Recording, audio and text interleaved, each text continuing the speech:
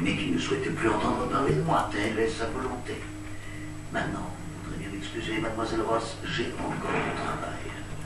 Et ne faites pas attention aux chiens. Vous pouvez sortir sans crainte tant que vous ne croisez pas leur regard.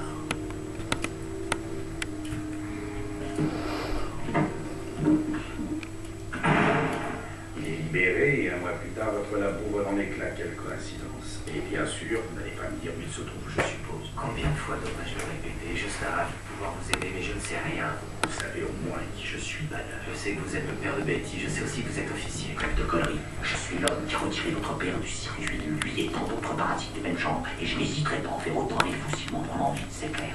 Si vous l'avez retiré du circuit, dans ce cas, pourquoi êtes-vous là poser un tas de questions? Je ne me rappelle plus. On m'a toujours affirmé que mon père était décédé. Ne me prenez pas pour un con. Vous aviez 4 ans quand vous avez vécu ça. Quand j'ai vécu quoi? Vous y étiez. Qui n'aurait pas souvenir de ce genre de scène? Quelle scène? Oh, bel exemple de mémoire sélective.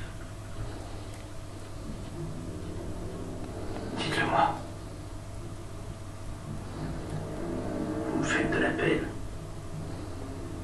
Vous semblez en être sorti encore plus esclaté que je ne le pensais.